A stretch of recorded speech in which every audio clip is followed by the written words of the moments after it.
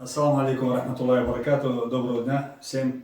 Друзья, сегодня у нас в Киеве в гостях многоуважаемые наши братья, наши гости. Это Анзор Масхадов, сын шахида в войне с Россией, Аслана Масхадова, президента Ичкерии. Также Джамбулат Сулейманов, это руководитель комитета Тулам по защите государственной основы. И также у нас в гостях Сайхан Мурзаев, представитель Ассамблеи чеченцев в Европе. И, наверное, сегодня мы хотели бы затронуть, дело в том, что сегодня не только чеченцы и дагестанцы здесь, но хотели бы затронуть такие общие темы, которые касаемо наших народов, особенно о том, что на сегодняшний день происходит с нашими народами на Кавказе. И вот несколько вопросов, которые я бы хотел затронуть, братья мои, с вашего позволения. Хотелось бы услышать ваше мнение по этому поводу. Но самый злободневный такой вопрос, это с чем связана такая рабская преданность народов Кавказа, рабская преданность представителей народов Кавказа, некоторых, колонизаторам, это в данном случае России. Как вы думаете, ваше мнение? Пожалуйста, я бы попросил вас озвучить. Давай по старшинству. Мне кажется, все-таки проблема заключается в политике российской, разделяя власть. Мы же знаем, что мы исторически выступали единым фронтом, у нас было единое государство, Мамат. Мы боролись за то, чтобы остаться независимыми и не разделяли тогда кавказские народы. А сегодня, когда мы оказались разделены, я не знаю, они бросили как между собаками кость раздора. Может это земля, может быть это еще что-то, может быть это сказать, что вы чище народ выше, а эти ниже. Вот эти вещи нам мешают на самом деле. Джамбулат, на самом деле я с вами согласен. Наверное, дело в том, что сегодня на Кавказе среди представителей наместников наших идет спор, наверное, кто лучше всего оближет сапог белого царя. И вот именно мне кажется, что в этом плане как раз таки соперничество, как раз таки одни перед другими пытаются показать свою преданность. Что они на более преданные. Чтобы его погладили по головке, как собачку. Да, действительно, так оно и есть. Мне это мнение можно еще... Я озвучил только одну часть проблем, это одна сторона. Есть, наверное, другие, может быть, кто-то из нас, Анзор или Сайхан, выскажется. Как ты сказал, это политика разделяет власть, но я еще просто добавлю, что Россия создает вот эти проблемы, чтобы у нас не было единства на Кавказе, чего нам сегодня не хватает. Эти территориальные вопросы, как ты сказал, я лучше, ты хуже, ты лучше, я хуже, вот это тоже создается именно провокационными этими методами. Это делают спецслужбы России, чтобы нами было легче управлять на Кавказе. Им лучше нагнетать такую обстановку у нас на Кавказе, как я сказал, чтобы было легче управлять нами. И поэтому во главе ставятся такие марионетки, которые у нас есть сегодня в республиках. Я думаю, что надо заглянуть просто в историю и, вспомнив эту историю, вспомнив ту политику, которая проводилась еще тогда, лет 100 назад, 200 назад, и какая проводится сегодня. И никакой разницы я между этим не вижу. То, что тогда происходило, и сегодня происходит. Как ты сказала, кто больше вылежит сапог сегодня, эти предатели нашего народа, что и делают. Ахмед, смотри, я еще дополню Анзору, может потом Сайхан еще дополнит. Мне сейчас, когда говорил, да, у нас это есть политика разделяя власть, и есть старание выслужиться, как ты сказал, кому-то чуть раньше.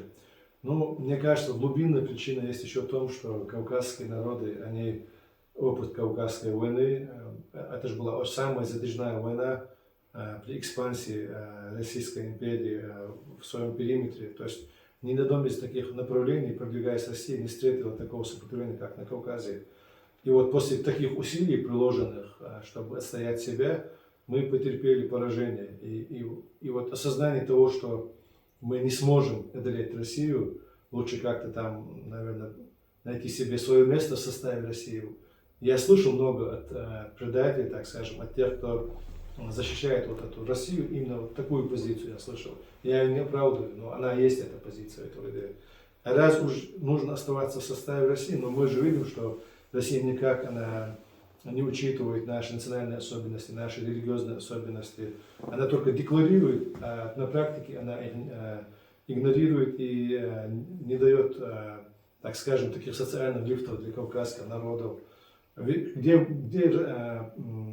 предоставлены кавказские народы? Только в спорте, да, вот, или за ринг в бойсе, или же где-нибудь там, я не знаю. Кто если стать первым? Если второй, то Да. дагестанец, чеченец, Да, ингуш. да. Но если первый, российский спортсмен. Да, Да, российский это- спортсмен. Я служу в спорте, я это знаю, Да. на самом деле, говорю. Потом что было? Вот это самая нижняя, не знаю, самая нижняя степень какой-то коммерции, да, может быть.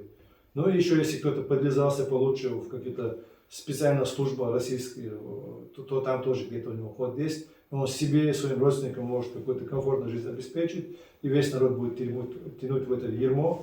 То, что народ страдает, то, что там дороги разбиты, то, что вообще он как личность, как народ, что они унижены, вот этого его не волнует. Ему хорошо, он считает, что всему народу хорошо. Вот это, так формируется арабская психология, так формируется вот это поведение.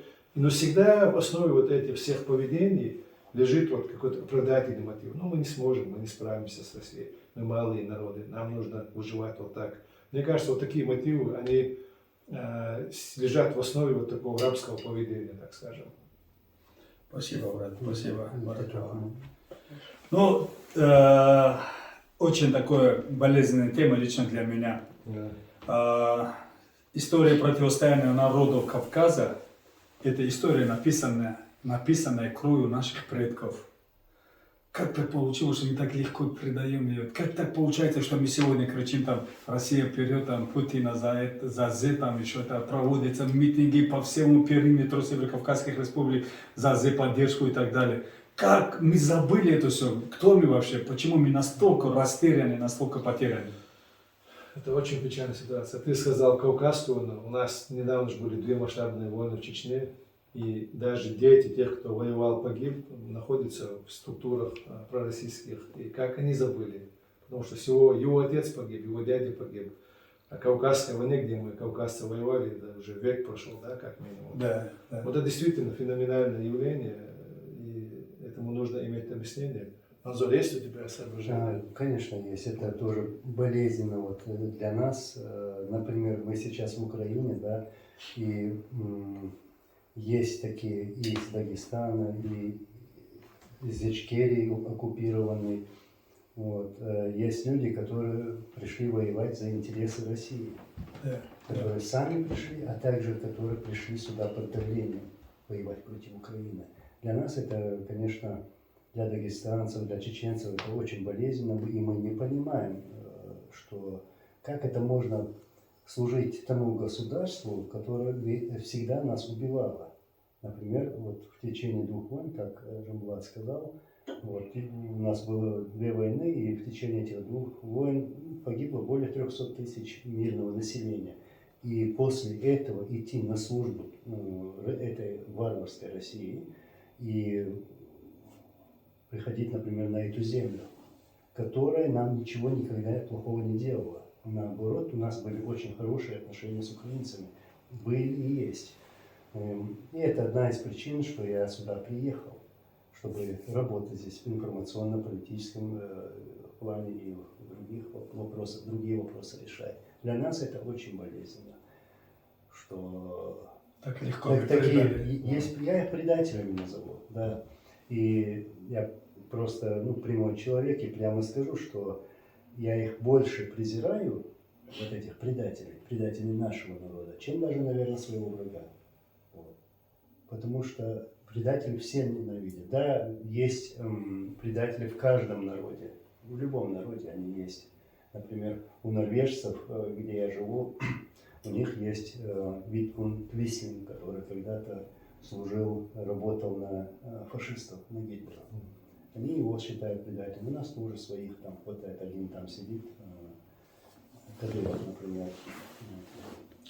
Ахмед, смотри, народ, как и человек, воспитуем. То есть нельзя сказать, что вот он такой народ, и он такой всегда. Вот он смелый народ, он всегда смелый. Или это такой торгашеский народ, он всегда торгашеский. Или это такой трусливый народ, вот такого нету. Народ, как и человек, он воспитуем.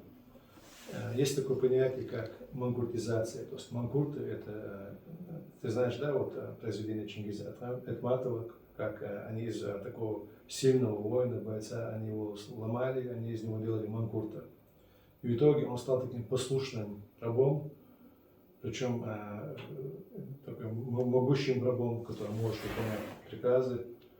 Ему сдавливали как-то, вот натягивали какую-то кожу, она мокрую, она высыхала, сдавливали мозги. Да.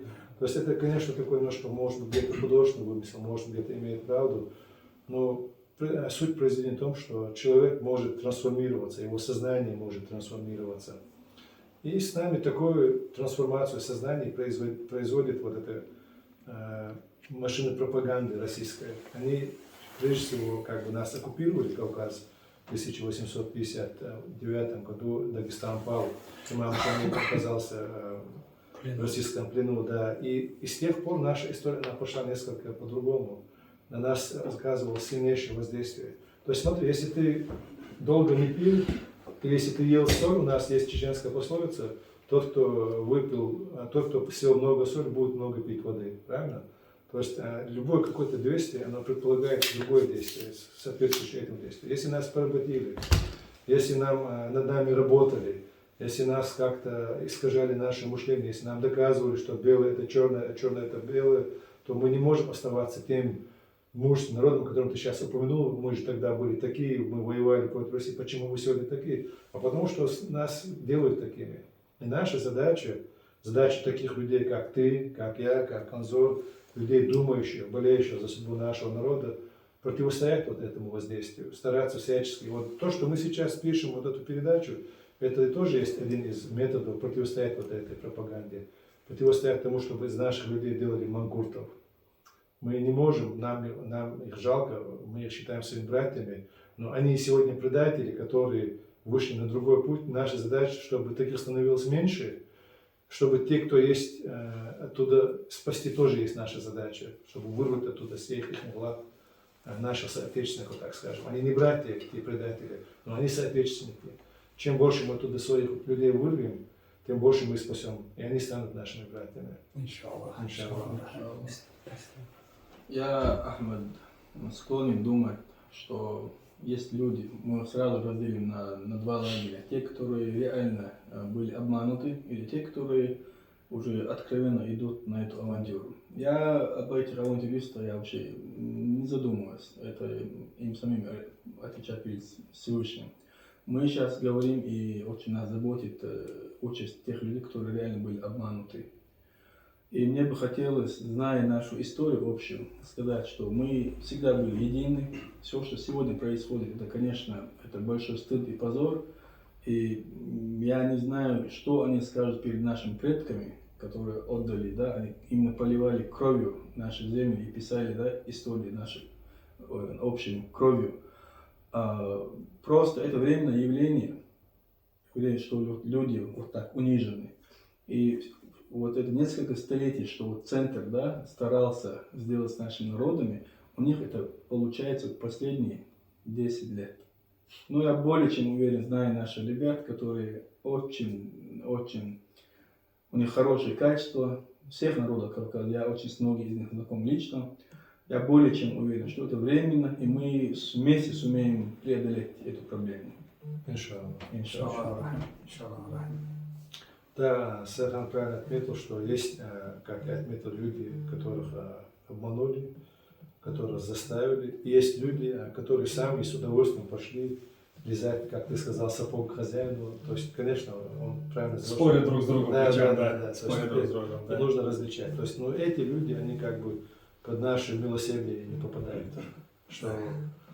Я понял. И, наверное, третий завершающий такой вопрос, момент. Все равно мы мусульмане, и основа наша это ислам, да, и нам от этого не уйти. Любые вопросы касаемо каких-либо поступков, шагов и так далее, мы все равно основываемся на исламе, и для нас нету более такого более такой платформы, которая нас может заставить думать или совершать какие-либо поступки, чем ислам. Во всяком случае, я это говорю сейчас о мусульманах, которые не мунафики, которые там на лицо там могут намаз почитать где-то, но на самом деле, что у него в голове, что он делает, это один Аллах знает. Вот. Но я говорю в целом за ислам, за, как нашу основу, да, основу каждого мусульманина. И вот у меня такой вопрос. Очень много, вот с Дагестана погибло больше 100 человек, да, официально сегодня погибло больше 100 человек на территории Украины. И этим родителям вешают эти ордена, кресты такие, кресты, вот. Орден мужества сейчас в виде креста в России. Может быть, специально сделано, чтобы задеть, оскорбить, унизить еще раз представителей мусульман. Мы хорошо понимаем, что такое для нас крест, да, но я не могу понять, как эти родители принимают эти ордена, или там сами участники этих боевых действий, им тоже вешают, я видел сегодня там в Русчале, Махачкале, в том числе, эти кресты. Раз, первая ситуация. И второе, сегодня муфтият, я видел там некоторые выступления многих представителей муфтиатов наших республик, многие муфтиаты сегодня объявили войну с Украиной джихадом. Конечно, есть сотни выступлений алимов, ученых ислама, которые в категорической форме опровергают эту ситуацию. Но у нас на Кавказе, неужели мы настолько темные, что нам можно объяснить, то есть можно нам доказать, что это джихад, война с Украиной для представителей наших народов, кавказских народов, это джихад. Ваше мнение просто, вот, наверное, Анзор более точно скажет на этот счет. Насчет крестов, ну ладно, крест крестом, понятно, вот, ну и еще это же медаль, орден той страны, которая вот, нас ссорит на Кавказе, которая вечно проливает нашу кровь. Это медали, ордена той страны. Как можно вешать их на себя? Я вот, всегда говорю, что это ордена за мужество. То есть они вышли замуж.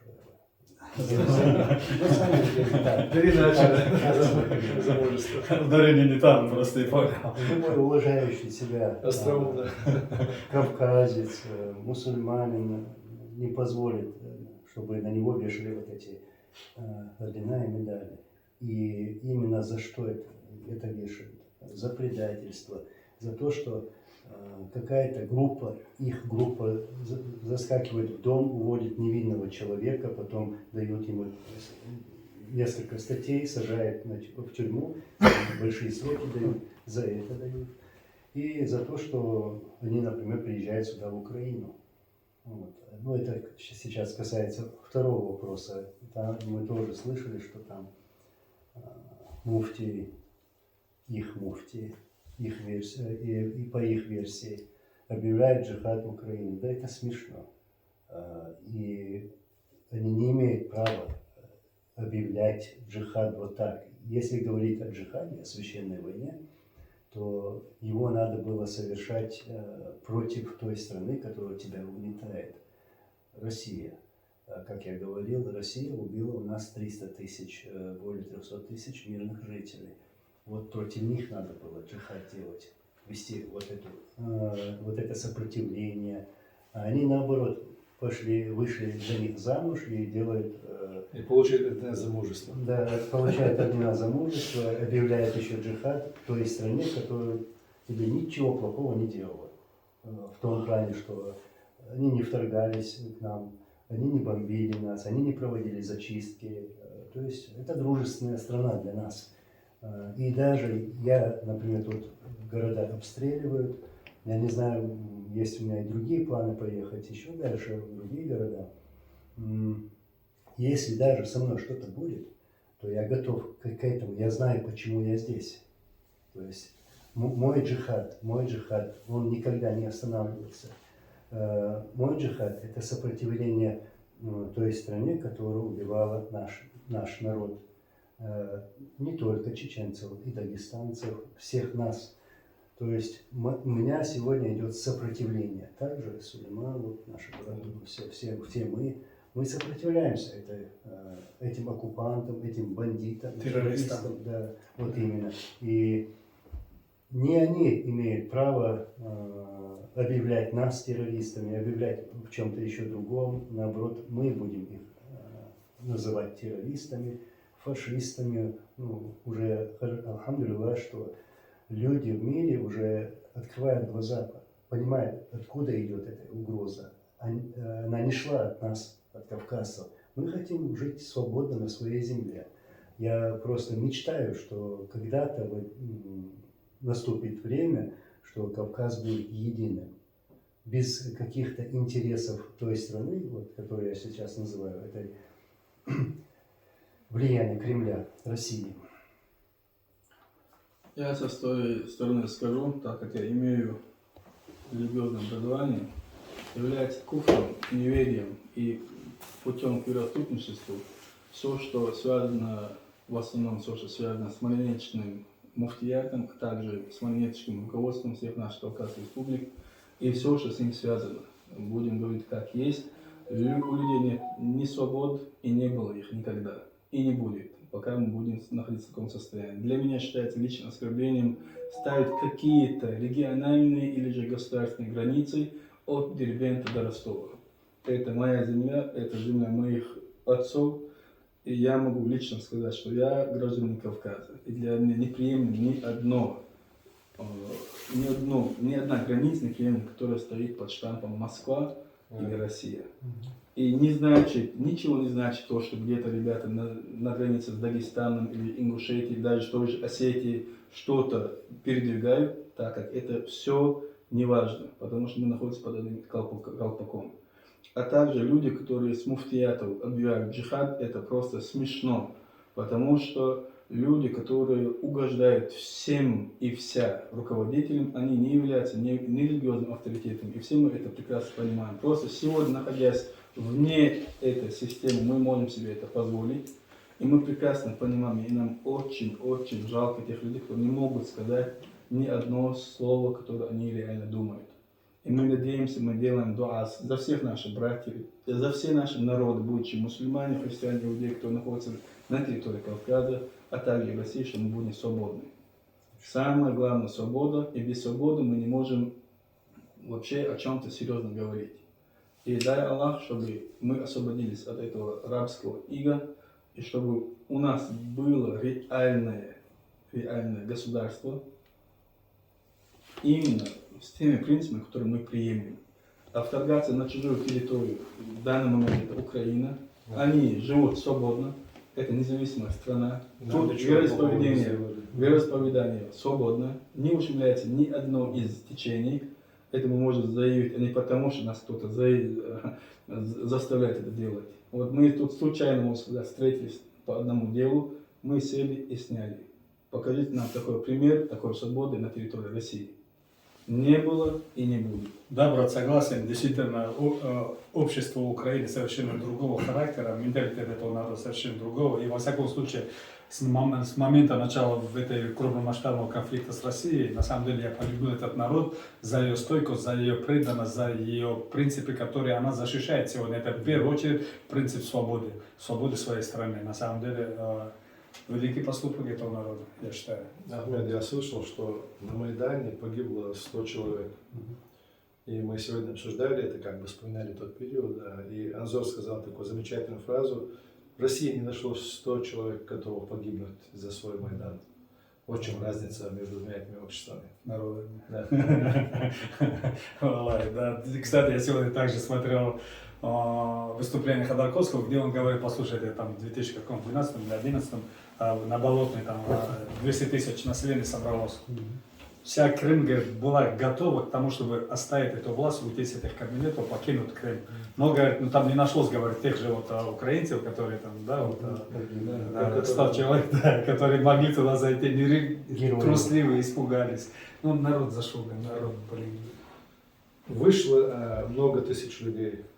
Ну, естественно, власть выведет свои специальные войска, ОМОН, защита, да, и начнут бить. Если не получится, начнут стрелять. Просто в народе должно найтись 100 героев, которые готовы погибнуть ради этого. То есть это такие альтруисты, которые думают не о своем благополучии, не о своем счастье, а о счастье своих братьев, сестер, детей. Своего народа. Да, вот это отличает быдло от народа, так скажем. Народ должен иметь в себе, в своем составе таких людей. Тогда у него есть иммунитет, и он состоится. Конечно, Украина — это сегодня замечательный факт. Это очень примечательно тем, что вот этот народ, несмотря на все те унижения, через которые он прошел, и сегодня он, можно сказать, по большому счету бедствует. Все, что творилось в России, вот как олигархи издевались над простым народом. Я здесь смотрю, украинцы не живут в основном, народ не живет богато. Это то, что их тоже власть обворовывала в те времена, так скажем. Но несмотря на это, он не разочаровался, у него есть ценности у этого народа. Если бы этих ценностей не было бы, он не стал бы с собой жертвовать. Человек не будет ради пустого жертвовать, правильно? Да. А если есть ценности, значит, это есть народ. Вот это разница. Брат Абдул-Малик, у меня был лично к тебе один вопрос. Очень часто меня пытаются упрекнуть в том, что я по сегодняшний день не озвучивал свою точку зрения касаемо ситуации там, Палестины, Сирии там, и других странах, где там была интервенция иностранцев и международных сил различного калибра. Но я хочу отметить один момент, конечно, в связи с этим. Я никогда не оправдывал американцев, никогда не оправдывал то, что они там делали, там тоже в Югославии, я никогда не оправдывал, хотя, возможно, там и нужно было этого делать, я имею в виду ситуацию Косово. Я никогда не оправдывал их преступления на территории Афганистана и других стран. Но я сегодня вынужден озвучить свою точку зрения, касаясь, потому что я здесь живу, проживаю, нахожусь, работаю и так далее. Вот. Вот хотелось бы услышать твое мнение, почему сегодня вот тысячи комментариев именно такого характера под нашими постами, где нам упрекают, почему мы молчим за Палестину, Сирию, там, Афганистан и так далее. Что думаешь, брат, по этой ситуации? Как можно этим людям ответить емко, так чтобы они понимали, что... Брат Ахмед, есть люди, которые реально заинтересованы, хотят, чтобы мы говорили всесторонне об этих проблемах, да? Мы можем так сказать одним словом, как бы вкратце, мы не можем поддерживать угнетателей. Это однозначно. Где бы они ни находились и под каким флагом они бы ни находились, мы их не поддерживаем. Это может быть как страны Востока, Запада, без разницы. Мы должны, и мы на эти вопросы отвечаем так четко, мы не поддерживаем угнетателей. Где бы, какое вероисповедание бы не были. Это все, это может даже всех включить. Мы также сегодня взволнованы и говорим именно сегодня про Украину, так как мы непосредственно живем здесь. Это проблема наша, близкая. А в основном, когда идут комментарии, это идет обычный троллинг. Когда именно от этой темы отходят. То, что там кто-то захватил Южную Америку, Северную Америку, как было застано Средняя Азия, там сельджукское государство, это очень интересно. Но мы сегодня говорим о проблеме нападения, агрессии в России на Украине, или в Украине. Точнее, будет в Украине. Мы сегодня должны это полностью, все силы дать на решение этой проблемы. То есть не является, вот я дополню Сахана, не является лицемерием, когда ты расставляешь приоритеты в ту сторону, с которой ты более ответственен перед Аллахом. То есть ты не можешь бежать спасать дом соседа через квартал, когда горит твой дом или соседний дом. То есть в этом есть вот эта приоритетность, есть тоже принцип ислама, принцип нашей шариата. Шариат вообще это мусульманское законоведение, которое предполагает справедливость прежде всего. А справедливость она предполагает, что у того, у которого горит дом за несколько кварталов, там, наверное, есть свои соседи. Они должны первыми прийти туда. Если они не справляются, то ближайшие, следующие от этих соседей. То есть до нас, пока это дойдет, мы не в ответе за все беды этого мира. Мы должны ориентироваться прежде всего за то, что мы в ответе. Вот это, когда не соблюдается этот принцип, могут идти вот такие обвинения в наш адрес, такой троллинг, почему вы там забыли. Мы ничего не забыли, мы делаем за них дуа. А если кто-то считает, что дуа это слабое оружие, то он должен немножко поработать над своим иманом. Да. И когда будет наша прямая обязанность, которую в судный день Аллах нас спросит, почему вы там не были, и если нас там не окажется, вот тогда мы будем виноваты. Сегодня, если мы здесь, если это касается нас, мы будем отвечать за то, что мы в ответе. То есть мы будем беспокоиться за то, что мы в ответе. Здесь решается и наша судьба. Мы часть мусульманской умы, кавказские народы. Но мы знаем, мы же не виним всю мусульманскую уму за то, что она, сколько мы бед претерпели, да, последние века даже, скажем. Какую помощь мы получили от наших братьев мусульман. Но мы понимаем почему. Потому что у них не было возможности, потому что были какие-то территориальные, может быть, проблемы, может быть, у них были свои проблемы политические, может быть, они сами претерпевали в худшем состоянии. И если бы мы сегодня их обвиняли бы во всем этом, тогда вот, они были бы правы по обвинению к нам. Но это все неправильно. Мы делаем то, что мы можем, и мы даже делаем больше того, что мы можем, когда мы знаем, что наши братья стараются везде успеть, где-то ошибаются, где-то делают даже хуже для нас, потому что они искренне заблуждаются. Поэтому эти вещи вот, нужно уметь расставлять. Наша проблема в том, что вообще наша глобальная проблема это в джахилии, это в том, что необразованности, да, мы не образованы.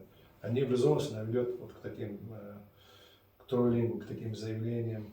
Да, на самом деле поражаюсь, когда настолько глупые комментарии пишут люди, вроде бы как бы социально обозначенные в своих территориях, в своих делах, но настолько глупые, настолько вот читаешь и думаешь, ну как этому человеку ответить?